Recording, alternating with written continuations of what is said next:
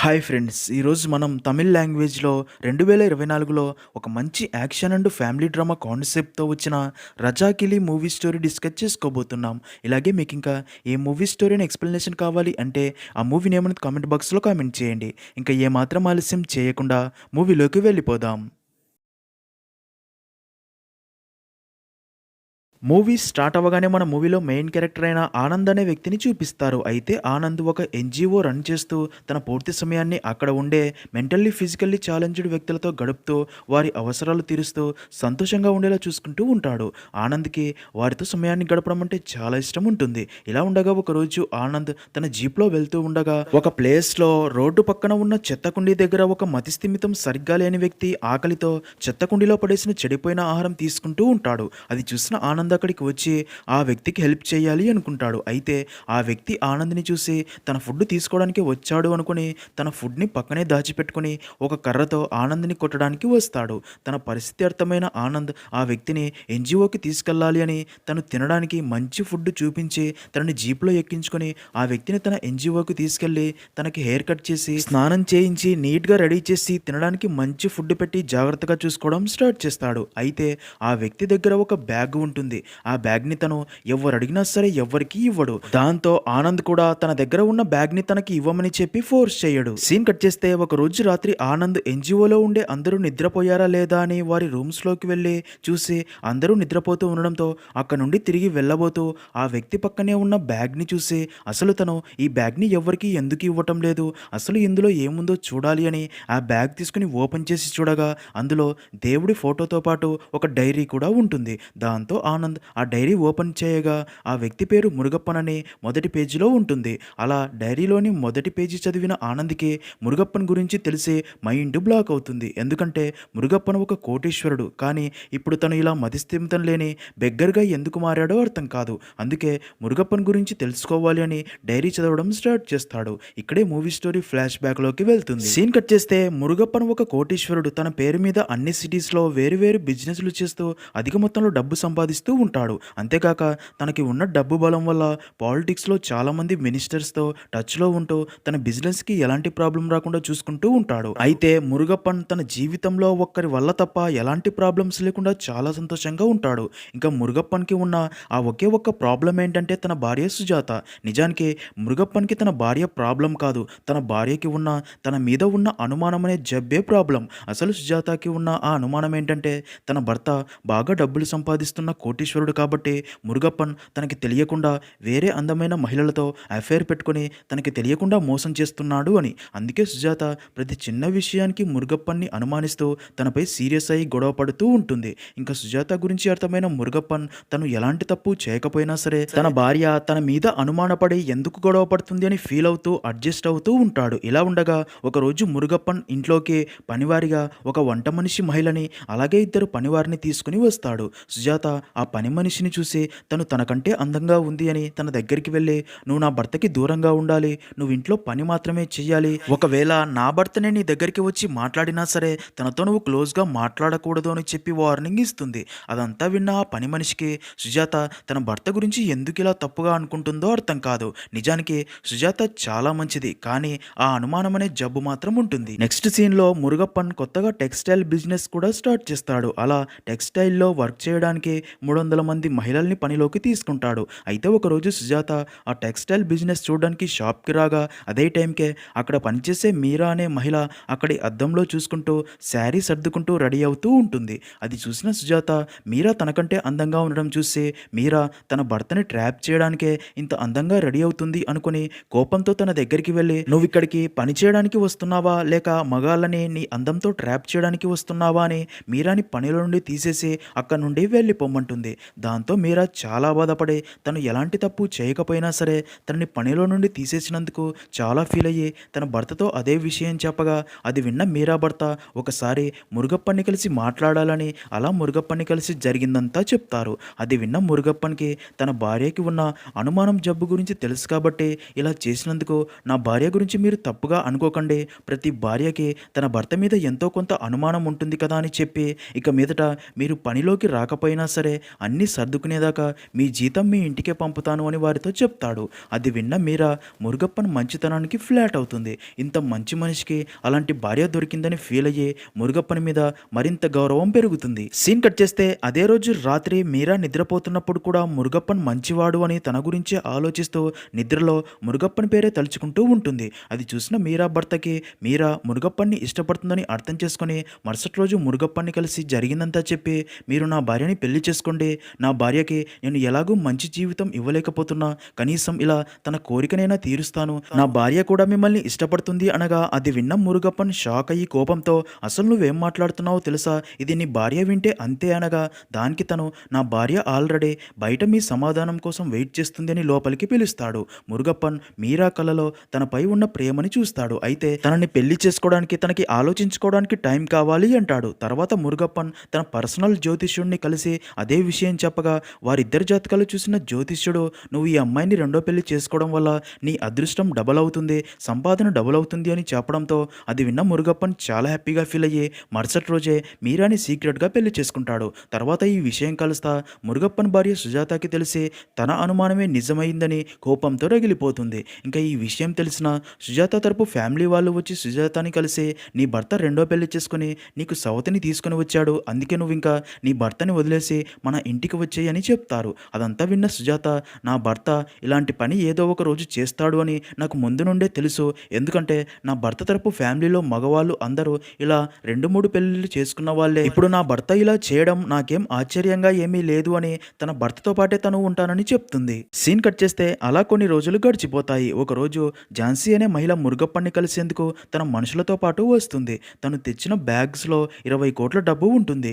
మురుగప్పన్తో ఝాన్సీ, నా కోసం మీరు ఈ డబ్బు తీసుకుని కొత్త బిజినెస్ స్టార్ట్ చేయండి, వచ్చే లాభాలలో మీరు షేర్ తీసుకోండి, అప్పుడు ఈ బ్లాక్ మనీ కాస్త వైట్ మనీ అవుతుంది, అప్పుడు నా ప్రాబ్లం కూడా సాల్వ్ అవుతుంది అనగా అది విన్న మురుగప్పన్ తనతో, సొసైటీలో నాకంటూ మంచి పేరు గౌరవం ఉంది, ఇలా డబ్బు కోసం నేను తప్పు చెయ్యను, మర్యాదగా నీ డబ్బు తీసుకొని ఇక్కడ నుండి వెళ్ళిపో అని చెప్తాడు. అది విన్న ఝాన్సీ నవ్వుతూనే, నా డీల్నే కాదు అంటున్నావు కదా, ఇక మీదట నీ బిజినెస్లు ప్రశాంతంగా ఎలా చేస్తావో నేను కూడా చూస్తాను అని కోపంతో అక్కడ నుండి వెళ్ళిపోతుంది. నెక్స్ట్ సీన్లో ఒకరోజు ఉదయాన్నే మురుగప్పన్ తన ఫ్రెండ్స్తో కలిసి వాకింగ్కి వెళ్తాడు. అయితే కొంత సమయానికి ముందే మురుగప్పన్ వాకింగ్కి వెళ్లే కాలనీలోని దేవి అనే మహిళ మురుగప్పన్ అటుగా రావడం చూసి కావాలనే మురుగప్పన్ తొక్కేలాగా ఆ దారిలో తన ఇంటి ముందు పెండ ముద్దని పెడుతుంది. అది చూసిన ఆ మహిళ భర్త, అసలు నువ్వు ఎందుకు ఇలా చేస్తున్నావు అని అడగ్గా దానికి దేవి, నా ప్లాన్ ఏంటో కాసేపట్లో నీకే తెలుస్తుందిలే అని చెప్తుంది. ఇంకా అలా మురుగప్పన్ దేవి ఇంటి ముందు ఉన్న పెండని చూసుకోకుండా తొక్కుతాడు. ఇంకేముందే వెంటనే దేవి మగ్లో వాటర్ తీసుకుని అక్కడికి వచ్చి మురుగప్పన్ కాళ్ళు పట్టుకొని వాటర్తో కడుగుతూ, అయ్యో మీరు ఇంత పెద్ద బిజినెస్ మ్యాన్, ఇలాగే ఇంటికి వెళ్తే బాగుండదు అని, ఇదే మా ఇల్లు, లోపలికి పదండి, కాళ్ళు క్లీన్ చేసుకుని వెళ్దురుగాను అని తనని ఇంట్లోకి తీసుకుని వెళ్తుంది. అలా మురుగప్పన్కి తాగడానికి కాఫీ ఇచ్చి తన 19 సంవత్సరాల కూతురైన విశాఖని తనకి పరిచయం చేస్తుంది. మురుగప్పన్ విశాఖని చూడగానే తన అందానికి అట్రాక్ట్ అయ్యే విశాఖని తన దగ్గరే పెట్టుకోవాలి అని ఆలోచించే, అందుకే ప్లాన్ ప్రకారం విశాఖను తన పేరెంట్స్ కోసం ఒక పెద్ద ఇంటిని ఉండడానికి ఇచ్చి రాత్రికి రాత్రే విశాఖ ఫ్యామిలీని రిచ్గా మార్చేస్తాడు. అయితే మురుగప్పన్ విశాఖను తన పేరెంట్స్ని రిచ్గా మార్చినా సరే విశాఖ ఫాదర్ మాత్రం హ్యాపీగా ఉండడు. ఎందుకంటే మురుగప్పన్కి ఆల్రెడీ 2 భార్యలు ఉన్నారు కాబట్టి ఏదో ఒక రోజు విశాఖని తమని ఇంట్లో నుండి బయటికి వెళ్ళగొడతాడు అని, అందుకే ఏం చేసైనా సరే మురుగప్పన్ విశాఖని పెళ్లి చేసుకునేలా ప్లాన్ చేయాలని ముగ్గురు కలిసి ప్లాన్ ఆలోచిస్తూ ఉంటారు. ఎందుకంటే మురుగప్పన్ విశాఖని పెళ్లి చేసుకుంటే అప్పుడు మురుగప్పన్ ఆస్తిలో వాటా తన కూతురికి కూడా వస్తుంది అని. సీన్ కట్ చేస్తే ఆ రోజు నుండి విశాఖ మురుగప్పన్ తనని పెళ్లి చేసుకునేలా చేయడానికి మురుగప్పన్ని ఇంటికి పిలిచి తన ముందు షెడ్యూస్ చేస్తూ తనతో క్లోజ్గా ఉంటూ ప్రేమగా మాట్లాడుతూ ఉంటుంది. అదంతా చూస్తున్న మురుగప్పన్కి విశాఖ తనని ఇష్టపడుతుందేమో అనుకుంటాడు. ఇదిలా ఉంటే మరో పక్క మురుగప్పన్ కొడుకు విజయ్ తను దివ్య అనే అమ్మాయిని ప్రేమిస్తూ ఉంటాడు. ఒకరోజు విజయ్ దివ్య పేరెంట్స్ని కలిసి తన ప్రేమ విషయం చెప్పి పెళ్లి చేయమని అడగడానికి వెళ్ళి దివ్య పేరెంట్స్తో అదే విషయం చెప్తాడు. అది విన్న దివ్య ఫాదర్ వారి పెళ్లికి నో చెప్తాడు. ఎందుకంటే మీ నాన్న ఒక కోటీశ్వరుడు, కానీ తన వయసుకు తగ్గట్లు ప్రవర్తించడం లేదు, నేను విన్నాను మీ నాన్న చాలామంది మహిళలతో తిరుగుతున్నాడు అని, అందుకే అలాంటి ఫ్యామిలీకి నా కూతురిని ఇవ్వలేను అని, ఇంకోసారి పెళ్లి గురించి మాట్లాడడానికే అయితే నీ పేరెంట్స్ని నీతో పాటు తీసుకునిరా అని చెప్పి పంపుతాడు. అదంతా విన్న విజయ్ తన ఫాదర్ మురుగప్పన్ దగ్గరికి వెళ్ళి అదే విషయం చెప్పి దివ్య ఇంటికి రమ్మనగా దానికి మురుగప్పన్, నాకు వచ్చి మాట్లాడేంత టైం లేదు, అదీ కాక నేను ఇప్పుడు నా రెండో భార్యతో ఉంటున్నాను అని చెప్పి అక్కడ నుండి వెళ్ళిపోతాడు. వెళ్ళిపోతాడు. అది విన్న విజయ్‌కి తన ఫాదర్‌పై చాలా కోపం వస్తుంది. అసలు తన ఫాదర్ ఎందుకిలా మారిపోతున్నాడో అర్థం కాదు. ఇదిలా ఉంటే మరో పక్క విశాఖ తన అందంతో మురుగప్పన్ని తన ప్రేమలో పడేలా చేసుకుంటూ ఉంటుంది. మురుగప్పన్‌కి కూడా విశాఖ బాగా నచ్చేస్తుంది. తనతో క్లోజ్‌గా ఉంటాడు. కానీ పెళ్లి గురించి మాత్రం మాట్లాడడు. మురుగప్పన్ ఏజ్ 50, తన ఏజ్ 19 అని బాగా ఆలోచించిన విశాఖ మురుగప్పన్ని యంగ్‌గా కనబడేలా రెడీ చేస్తూ తనతో పాటు బయటికి వెళ్ళడం కూడా స్టార్ట్ చేస్తుంది. ఒకరోజు మురుగప్పన్ అండ్ విశాఖ కలిసి ఉన్న సమయంలో మురుగప్పన్‌కి ఒక కాలేజీ ప్రిన్సిపల్ ఫోన్ చేసి, "నేను విన్నాను మీరు మా కాలేజీలో చదివే విశాఖ అనే అమ్మాయితో కలిసి తిరుగుతూ క్లోజ్‌గా ఉంటున్నారు అని. అందుకే మీకు ఒక విషయం చెప్పాలని కాల్ చేశాను. అదేంటంటే విశాఖకి మీరు ఎంత దూరం ఉంటే మీకే అంత మంచిది. తను మంచి అమ్మాయి కాదు. తనకి ఆల్రెడీ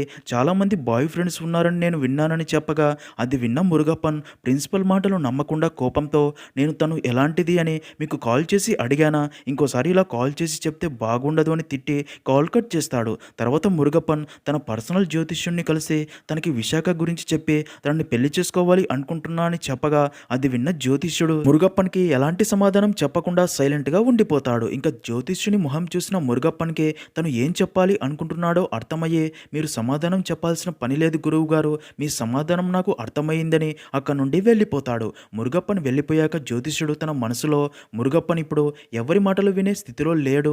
తన మనసులో తనకి ఏమనిపిస్తే అది చేస్తున్నాడు అని, దాని ఫలితం తను త్వరలోనే అనుభవిస్తాడు అనుకుంటాడు. సీన్ కట్ చేస్తే ఇక్కడే మనకి ఆల్బర్ట్ అనే జిమ్ ట్రైనర్ని చూపిస్తారు. ఆల్బర్ట్ డ్యాన్స్ క్లాసెస్ కూడా రన్ చేస్తూ ఉంటాడు. ఒకరోజు విశాఖ ఆల్బర్ట్ డ్యాన్స్ క్లాసెస్లో జాయిన్ అవ్వడానికి వచ్చి అడ్మిషన్ తీసుకుని డ్యాన్స్ క్లాసెస్లో జాయిన్ అవుతుంది. ఆ రోజు నుండి ఆల్బర్ట్ విశాఖకి డ్యాన్స్ నేర్పిస్తూ ఉంటాడు. అయితే ఇదే ప్రాసెస్లో ఆల్బర్ట్ అండ్ విశాఖ ఒకరికొకరు నచ్చి వారి మధ్య రిలేషన్షిప్ కూడా స్టార్ట్ అయ్యి క్లోజ్ అవుతూ ఉంటారు. ఈ విషయం కాస్త విశాఖ అమ్మ దేవికి తెలిసి విశాఖతో, "మనం ఇప్పుడు ఇంత లగ్జరీ లైఫ్ బ్రతుకుతున్నామంటే రీజన్ మురుగప్పనని తెలుసు కదా, తను నిన్ను ఇష్టపడుతున్నాడు కాబట్టే నీకోసం ఇదంతా చేస్తున్నాడు. ఇప్పుడు ఆల్బర్ట్ అండ్ నీ విషయం మురుగప్పన్కి తెలిస్తే మనం మళ్ళీ మిడిల్ క్లాస్ లైఫ్లోకి వెళ్లాల్సిందే" అనగా దానికి విశాఖ, "అమ్మ, నేను కూడా ఇప్పటిదాకా మీ ఆనందం కోసం, డబ్బు కోసం మీరు చెప్పినట్లే చేశాను. కానీ నాకు ఇప్పుడు అసలైన ప్రేమను పంచే మనిషి దొరికాడు.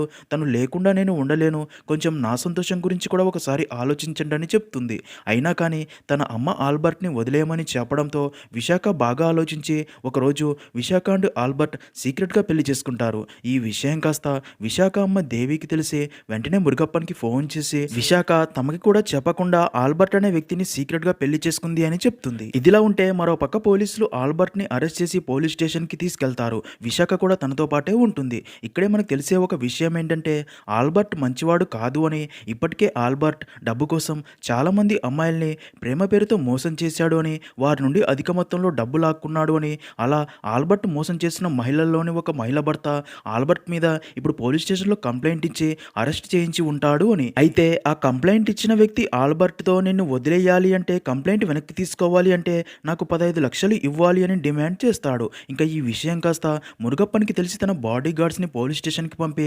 ఆల్బర్ట్పై కేసు పెట్టిన వ్యక్తితో మాట్లాడి తను అడిగినట్టు మురుగప్పన్ బాడీ గార్డ్స్ తనకి 15 లక్షలు ఇవ్వడంతో కేసు వెనక్కి తీసుకోవడం వల్ల పోలీసులు ఆల్బర్ట్ని వదిలేస్తారు. అలా Albert and Visakha police station నుండి అయితే బయటికి వస్తారు. కానీ ఇప్పుడు విశాఖకి ఆల్బర్ట్ ఎలాంటి వాడో అసలు నిజం తెలియడంతో తన మీద ఉన్న నమ్మకం పోతుంది. ఇంకా ఆల్బర్ట్ కూడా తన గురించి విశాఖకి అసలు నిజం తెలిసింది అని ఇప్పుడు తన ముందే డ్రింక్ చేస్తూ స్మోక్ చేయడం స్టార్ట్ చేస్తాడు. అదంతా చూస్తున్న విశాఖ మరింత బాధపడి తనతో, "నువ్వు ఇప్పటికైనా మంచిగా మారు. నిన్ను పోలీస్ స్టేషన్ నుండి బయటికి తీసుకురావడానికి 15 లక్షలు మురుగప్పన్ మా కోసం కట్టాడు" అనగా అది విన్న ఆల్బర్ట్ నవ్వే, "నిజమే కదా, నీ పాత లవర్ నీ మీద ఉన్న ప్రేమతో 15 లక్షలు ఇచ్చాడు అంటే వాడికి ఇంకా నీ మీద ఇష్టం ఉంది అనమాట. నువ్వు ఏం చెప్పినా చేస్తాడు, నీకోసం ఏదైనా చేస్తాడు. ఇది కూడా నాకు ఒకంత మంచి విషయమేలే" అంటాడు. అలా ఇద్దరి మధ్య మురుగప్పన్ గురించి చిన్న చిన్న గొడవలు జరగడం స్టార్ట్ అవుతాయి. సీన్ కట్ చేస్తే ఆల్బర్ట్ అండ్ విశాఖల మధ్య చిన్న చిన్న గొడవలు జరుగుతున్నాయని తెలిసిన మురుగప్పన్ ఒకరోజు ఆల్బర్ట్ అండ్ విశాఖని కలిసి మురుగప్పన్ ఆల్బర్ట్తో, "ఇప్పుడు విశాఖ నీ భార్య, నువ్వే తనని సంతోషంగా చూసుకోవాలి. మీకు ఎలాంటి సహాయం కావాలన్నా నేను చేస్తాను" అని చెప్తాడు. అది విన్న ఆల్బర్ట్, "ఇప్పుడు నాకు ఎలాంటి జాబు లేదు. నాకు ఒక జాబ్ ఇప్పిస్తే జాబ్ చేసుకుంటూ వచ్చే డబ్బుతో విశాఖని బాగా చూసుకుంటా" అని చెప్తాడు. అది విన్న మురుగప్పన్ బాగా ఆలోచించి ఆల్బర్ట్కి తన 5 కార్లు ఇచ్చి ట్రావెల్ ఏజెన్సీ ఓపెన్ చేయించి అది చూసుకోమని చెప్తాడు. ఇంకేముంది, మురుగప్పన్ తనకి అంత హెల్ప్ చేయడంతో తను చాలా హ్యాపీగా ఫీల్ అయ్యి మురుగప్పన్కి థ్యాంక్స్ చెప్తాడు. అయితే మురుగప్పన్కి మాత్రం ఆల్బర్ట్ ట్రావెల్ ఏజెన్సీ చూసుకోగలడా అనే డౌట్ వస్తుంది. కానీ విశాఖ కోసం హెల్ప్ చేస్తాడు. అలా కొన్ని రోజులు గడిచిపోతాయి. గడిచిపోతాయి. అయితే ఇక్కడే ట్విస్ట్ ఏంటంటే విలాస జీవితంకి అలవాటు పడిన ఆల్బర్ట్ యాజ్ యూజువల్‌గా మురుగప్పనిచ్చిన 5 కార్లని అమ్మేసి ఆ వచ్చిన డబ్బుతో తాగుతూ ఎంజాయ్ చేస్తూ ఉంటాడు. ఈ విషయం కాస్త విశాఖ తన అమ్మకి తెలిసి ఆల్బర్ట్ మీద సీరియస్ అయ్యి బాగా తిడతారు. దాంతో ఆల్బర్ట్‌కి కూడా చాలా కోపం వచ్చి వారితో, "మీరు నాకు నీతులు చెప్తున్నారా? మీ ఫ్యామిలీ మొత్తం కలిసి డబ్బు కోసం, రిచ్ లైఫ్ కోసం మీ అందాన్ని మురుగప్పన్‌కి ఎరగా వేసి ఈ లగ్జరీ లైఫ్ బ్రతుకుతున్నారు అని నాకు తెలీదు అనుకుంటున్నారా? నేను మురుగప్పనంత అమాయకుడినైతే కాదు" అని విశాఖ తన అమ్మని తిడుతూ టార్చర్ చేయడం స్టార్ట్ చేస్తాడు. నెక్స్ట్ సీన్‌లో అలా కొన్ని రోజులు గడిచిపోతాయి. ఇంకా ఆల్బర్ట్ పెట్టే టార్చర్ భరించలేని విశాఖ నేరుగా మురుగప్పన్ దగ్గరికి వెళ్లి ఏడుస్తూ ఆల్బర్ట్ తనని ఎంత టార్చర్ పెడుతున్నాడో చెప్పి తను ఇంకా ఆల్బర్ట్‌తో ఉండలేను, ఆల్బర్ట్‌తో డైవర్స్ ఇప్పించమని అడుగుతుంది. అదంతా విన్న మురుగప్పన్ వారి డైవర్స్ గురించి ఆలోచించాడు. వారిద్దరిని కలిపి ఏం చేస్తే ఇద్దరు హ్యాపీగా ఉంటారా అని బాగా ఆలోచించి ఆల్బర్ట్‌ని కలిసి తనతో, "నీ వల్ల విశాఖ చాలా బాధపడుతుంది. కనీసం ఇప్పటి నుండైనా మీరు హ్యాపీగా కలిసి ఉంటారు అనుకుంటున్నా. అందుకోసం మీకు ఒక విల్లా గిఫ్ట్‌గా ఇస్తున్నా. ఈ రోజు నుండి ఆ విల్లా మీదే. ఇద్దరు కొత్త జీవితం స్టార్ట్ చేయండి, సంతోషంగా ఉండండి" అని చెప్పి పంపుతాడు. అయితే అదే రోజు రాత్రి ఫుల్‌గా డ్రింక్ చేసిన ఆల్బర్ట్ మురుగప్పన్‌కి ఫోన్ చేసి విశాఖ గురించి తన గురించి చాలా అసభ్యకరంగా మాట్లాడి, "మీ ఇద్దరి మధ్య ఆల్రెడీ అఫైర్ ఉండింది కదా, అందుకే ఆ క్యారెక్టర్ లేని దానితో నేను ఇంకా కలిసి ఉండలేను. దాన్ని నీ దగ్గరే ఉంచుకో. దానికి బదులుగా నాకు 20 కోట్ల డబ్బు ఇవ్వాలి" అని చాలా ఓవర్‌గా మాట్లాడతాడు. అది విన్న మురుగప్పన్‌కి కూడా చాలా కోపం వస్తుంది. ఇన్ని రోజులు విశాఖ గురించి ఆలోచించి ఆల్బర్ట్‌కి సపోర్ట్ చేస్తూ వచ్చి ఉంటాడు. కానీ ఇప్పుడు చాలా ఓవర్‌గా మాట్లాడడంతో కోపంలో తన బాడీ గార్డ్స్‌తో ఆల్బర్ట్‌ని చంపమని చెప్పి పంపి మురుగప్పన్ ఇంటికి వెళ్తాడు. సీన్ కట్ చేస్తే అలా ఇంటికి వచ్చిన మురుగప్పన్ బాగా ఆలోచించగా ఆల్బర్ట్‌ని చంపించడం తప్పు అని రియలైజ్ అయ్యి ఆల్బర్ట్‌ని చంపకు అని చెప్పడానికి తన బాడీ గార్డ్స్‌కి ఫోన్ చేసినా సరే వారికి కాల్ కనెక్ట్ అవ్వదు. దాంతో మురుగప్పన్ చాలా బాధపడతాడు. ఇంకా మరుసటి రోజు ఉదయం బాడీ గార్డ్స్ వచ్చి మురుగప్పన్‌తో ఆల్బర్ట్‌ని చంపేశామని చెప్తారు. అదే రోజు సాయంత్రం మురుగప్పన్ ఒక పని మీద ఒక రెస్టారెంట్‌కి వెళ్ళగా ఇక్కడే అదిరిపోయే ట్విస్ట్ ఏంటంటే అక్కడ మురుగప్పన్‌కి ఆల్బర్ట్ ప్రాణాలతో కనిపిస్తాడు. అలా మురుగప్పన్ షాక్‌లో ఉండగా అప్పుడే తన బాడీ గార్డ్స్ కూడా అక్కడికి వస్తారు. ఇక్కడే మురుగప్పన్‌కి తెలిసే నిజమేంటంటే నిజానికి ఆల్బర్ట్‌ని చంపడానికి వెళ్ళిన బాడీ గార్డ్స్‌కి తను తమ క్యాస్ట్ వాడే అని తనని చంపకుండా ఇంకోసారి మురుగప్పన్‌కి కనిపించకొని వార్నింగ్ ఇచ్చి ప్రాణాలతో వదిలేసి ఉంటారు. అలా నిజం తెలిసిన మురుగప్పన్ కోపంతో తన మాట వినలేదు అని తన బాడీ గార్డ్స్‌ని కొడతాడు. అయితే అది చూస్తున్న ఆల్బర్ట్ మురుగప్పన్‌తో, "మీ దగ్గర పనిచేస్తూ మీరు చెప్పిన పని చేయకుండా మిమ్మల్నే వీళ్ళు మోసం చేశారు" అని బాడీ గార్డ్స్ తనకి హెల్ప్ చేసినా సరే తమకి వ్యతిరేకంగా మాట్లాడడంతో ఆల్బర్ట్ పై వారికి పిచ్చ కోపం వస్తుంది. అందుకే ఇంకా ఆల్బర్ట్‌ని చంపకుండా వదలకూడదు అని ప్లాన్ ప్రకారం తర్వాత రోజు ఆల్బర్ట్‌ని నిజంగానే చంపి తన బాడీని ఒక ప్లేస్‌లో పడేసి వెళ్తారు. ఈ విషయం తెలిసిన పోలీసులు ఆల్బర్ట్ బాడీని పోస్ట్‌మార్టంకి పంపి ఈ కేసు ఇన్వెస్టిగేషన్ చేయడం కోసం ఐఏఎస్ ఝాన్సీకి అపాయింట్ చేస్తారు. ఈ ఝాన్సీ ఎవరో కాదు, 20 కోట్ల బ్లాక్ మనీ వైట్ మనీగా మార్చమని మురుగప్పన్ దగ్గరికి వచ్చిన అదే ఝాన్సీనే. ఇక ఆల్బర్ట్ హత్య కేసులో మురుగప్పన్ బాడీ గార్డ్స్ ఉన్నారు అని తెలిసిన ఝాన్సీకి మురుగప్పన్ మీద రివెంజ్ తీర్చుకోవడానికి ఇదే మంచి టైం అని ప్లాన్ ప్రకారం ఈ కేసులో మురుగప్పన్ తన బాడీ గార్డ్స్‌ని అరెస్ట్ చేసి ఎవిడెన్స్‌లతో సహా మురుగప్పన్ తన బాడీ గార్డ్స్‌ని కోర్టులో ప్రవేశపెట్టగా మురుగప్పన్ చెప్తేనే తన బాడీ గార్డ్స్ ఆల్బర్ట్‌ని చంపారు అని ఝాన్సీ ఇచ్చిన ఎవిడెన్స్‌లు చూసిన జడ్జి వారికి జీవిత ఖైదు విధిస్తున్నట్లు తీర్పిస్తాడు. దాంతో మురుగప్పన్ కొడుకు విజయ్‌కి ఏం చేయాలో అర్థం కాదు. నెక్స్ట్ సీన్‌లో ఝాన్సీ మురుగప్పన్ కొడుకు విజయ్ దగ్గరికి వచ్చి చాలా మంచిదానిలాగా మాట్లాడుతూ, "మురుగప్పన్‌కి జీవిత ఖైదు పడింది కాబట్టి కోర్టు మీ నాన్న ఆస్తులు ప్రాపర్టీ మొత్తాన్ని కోర్టు సీజ్ చేసే ఛాన్స్ ఉంది. అందుకే నువ్వు మీ నాన్న ప్రాపర్టీ మొత్తాన్ని నా పేరు మీదకి ట్రాన్స్ఫర్ చెయ్యి. కేసు సాల్వ్ అయ్యాక ప్రాపర్టీ మొత్తాన్ని నీ పేరు మీదకి నేను ట్రాన్స్ఫర్ చేస్తా" అంటుంది. ఝాన్సీ మాటలు నమ్మిన విజయ్, "నిజమే కానీ 90% ప్రాపర్టీ మా నాన్న పేరు మీదనే ఉన్నాయి కాబట్టి తనే సంతకాలు పెట్టాలి" అంటాడు. దానికి ఝాన్సీ, "అయితే నేను కోర్టులో మురుగప్పన్ హెల్త్ బాగోలేదు అని నమ్మించి హాస్పిటల్‌కి ట్రీట్మెంట్ కోసం పంపిస్తాను. నువ్వు అక్కడే మీ నాన్నతో ప్రాపర్టీ నా పేరు మీదకి వచ్చేలా పేపర్స్ మీద సంతకం పెట్టించు" అని చెప్తుంది. సీన్ కట్ చేస్తే అలా మురుగప్పన్ని హాస్పిటల్‌కి తీసుకుని రాగా విజయ్ వెళ్ళి తనని కలిసి, "ఈ పేపర్స్ మీద సంతకం పెట్టండి నాన్న.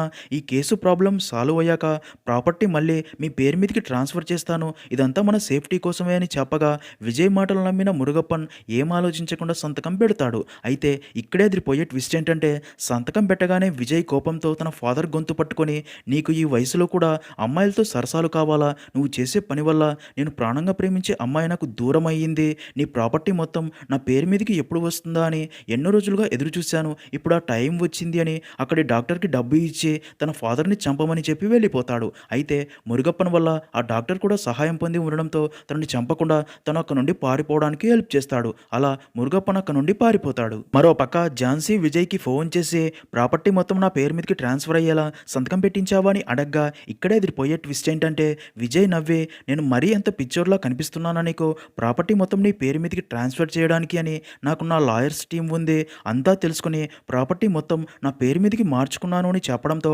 అది విన్న ఝాన్సీ మైండ్ బ్లాక్ అయ్యి షాక్లో ఉండిపోతుంది. ఇక్కడే విజయ్కి తెలిసే మరొక షాకింగ్ విషయం ఏంటంటే తన ఫాదర్ పెళ్లి చేసుకున్న మీరా తన ఫాదర్కి కూడా తెలియకుండా తను ప్రేమించిన వ్యక్తితో అఫేర్లో అదే ఇంట్లో ఉంది అని దాంతో ఆ ఇంటికి వెళ్ళి మీరాని కూడా ఆ ఇంట్లో నుంచి బయటికి గెంటేస్తాడు. మరో పక్క మురుగప్పన్ దేవి అండ్ విశాఖ దగ్గరికి వెళ్ళి తనకి కొన్ని రోజులు ఎవరికీ తెలియకుండా షెల్టర్ ఇవ్వమని అడగ్గా దానికి వారు ఈ కేసులో మమ్మల్ని కూడా ఇరికించాలి అనుకుంటున్నావా అయినా విశాఖకి ఇప్పుడు కొత్త బాయ్ ఫ్రెండ్ దొరికాడు ఇక్కడ నుండి వెళ్ళిపో లేదంటే మేమే పోలీసులకు చెప్తామంటారు. అది విన్న మురుగప్పన్కి వీళ్ళు ఇన్ని రోజులు తన దగ్గర ఉన్న డబ్బు కోసం తమ అవసరాలు తీర్చుకోవడానికి తనతో ప్రేమగా నటించారు అని డబ్బు ఉంటేనే మనిషికి విలువనిస్తారా అని ఫీల్ అయ్యి అక్కడి నుంచి వెళ్ళిపోతాడు.